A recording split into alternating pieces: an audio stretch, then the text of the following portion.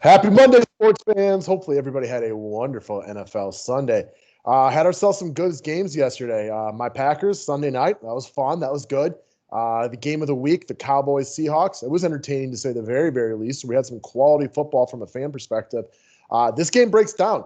I mean, game of the year, right? I mean, I don't think you have to, at least it may not end up being that way, but you have to label this the game of the year. Yeah, it's the game of the year on paper. No doubt about that. So I'm excited to watch it. You told me that even a degenerate like you is trying not to bet sports tonight or play too much fantasy because you want to just watch this game from a fan's perspective.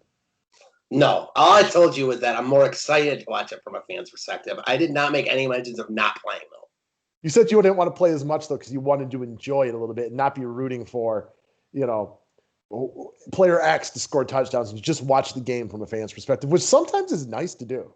It is nice to do. But on that note, to ask you, I feel like the only way I can really do that is if I have no action on the game. Even if I throw in, a really light lineup, you're still obviously rooting for those guys. Yeah, this is true. Although, I broke it down for you the other day. I played light on something from between both Overlay and DK. And, watching the scores go back and forth at the end was hella fun. And knowing that, okay, I could win $25 or lose it, nobody cares about that amount of money. It's not a big deal, but it was just really enjoyable. And even when I took the L on something by 0.25, I was like, that was fun. That was worth the sweat. For sure. So anyways, guys, none of that being said, we're still trying to make some money on Draftkings tonight. So let's talk about it. Yeah, let's get it. So Showdowns have been going well. If you want the members only video, daily content is up on the website. You can, get a month-long membership if you want all the football. We'll be covering some MLB baseball. Still got a few more DK showdowns to go through for NBA as well. And again, guys, the Overlay promo is up and live. Got off the phone with a couple of these guys over the weekend, the guys who own the website. We're going to continue to do this for the time being because the feedback is working for them.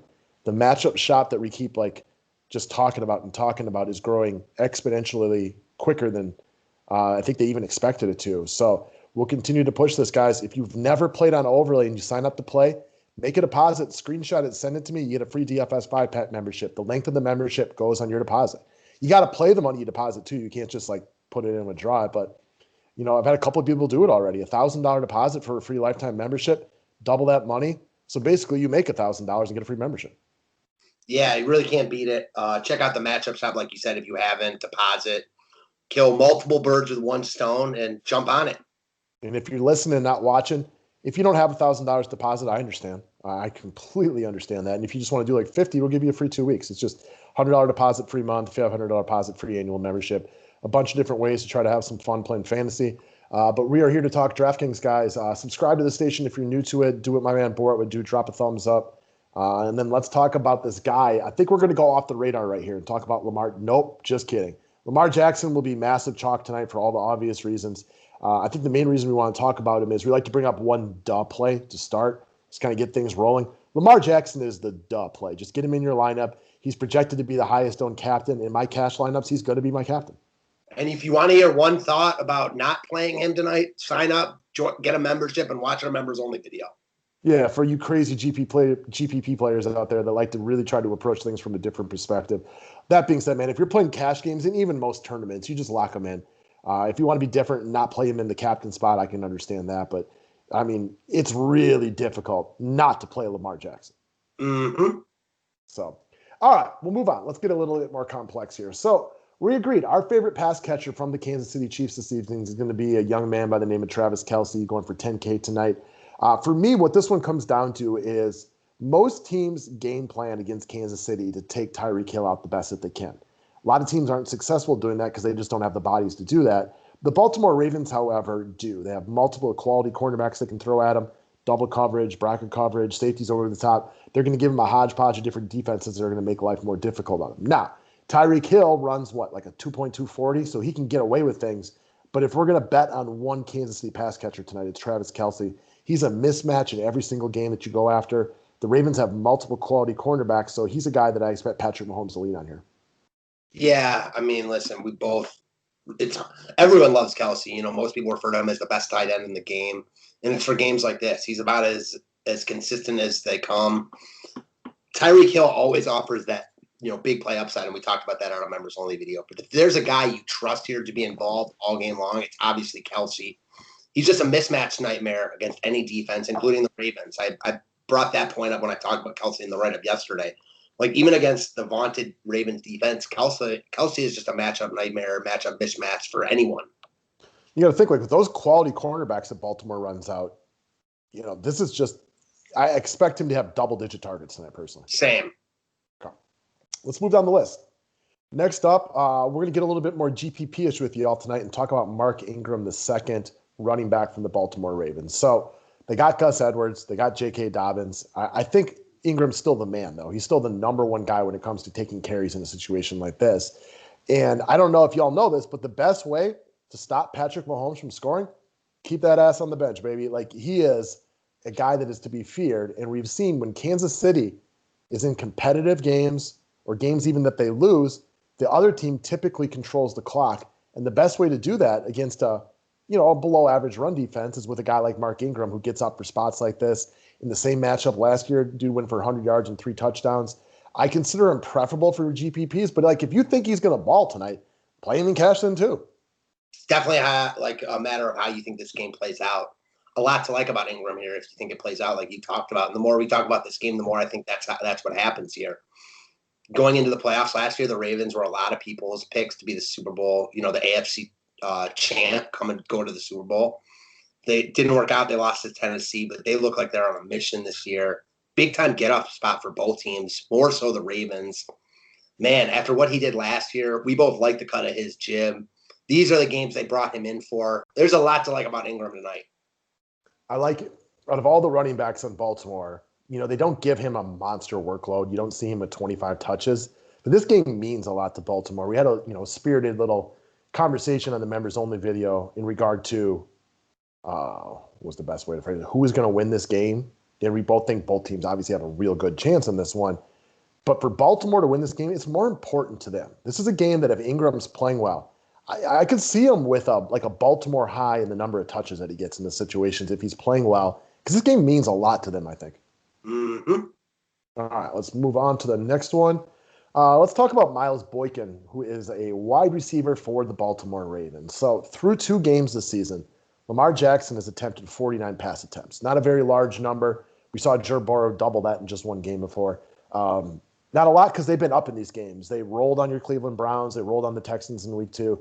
They're a very good football team, so there's going to be a lot of times where they don't need to throw it a lot. The Chiefs are also really, really good. So you have to assume that Lamar Jackson takes more pass attempts tonight, even if they run the ball effectively. 9 of those 49 pass attempts have gone in the direction of Miles Boykin. That's an 18.3% ratio. There's a good chance Lamar's thrown it a few more times tonight. I'm not going to be surprised at all if Boykin sees 7, 8 attempts tonight. And if you can catch 4 or 5 of those, that's a good payout on his $3,400 salary. Yeah, listen, we know that Lamar and the Ravens haven't been in a position to throw a ton this year. Well, this is a game where you're right. They might try to keep the Chiefs off the field, but the Chiefs also might be able to score because they're the Chiefs, and they might have to throw a lot here. Either way, you expect Boykin to be involved. He's good. He's a guy that was very productive at Notre Dame in college. He's got a big body. He's a guy Lamar Jackson likes to throw to. And most importantly, he's 3,400. There aren't a ton of cheap guys in the state you really feel comfortable using. At this price point, he looks solid, playable in all formats.